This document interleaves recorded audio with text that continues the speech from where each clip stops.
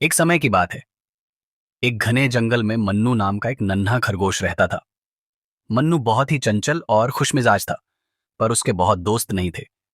उसे हमेशा एक अच्छे दोस्त की तलाश रहती थी जिसके साथ वह खेल सके और अपनी बातें बांट सके। एक दिन मन्नू जंगल में गाजर ढूंढ रहा था।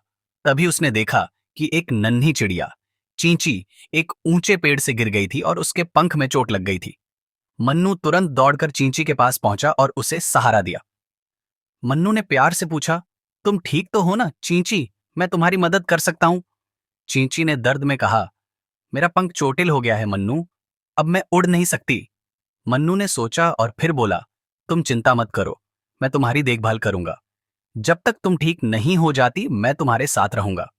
चींची खुश हो गई और दोनों ने साथ मिलकर समय बिताना शुरू किया। मन्नू हर रोज चींची को खाना लाकर देता और उसे हंसाने के लिए नई नई कहानियां सुनाता। धीरे धीरे चींची का पंख ठीक होने लगा और इस दौरान मन्नू और चींची पक्के दोस्त बन गए।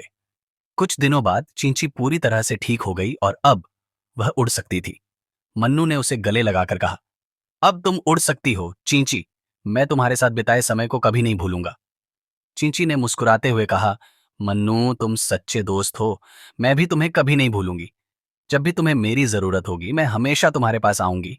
इसके बाद चींची ने अपने पंख फैलाए और उड़ गई, पर वह हर हफ्ते मन्नू से मिलने आती। दोनों ने अपनी दोस्ती को जीवन भर निभाया और खुश रहते।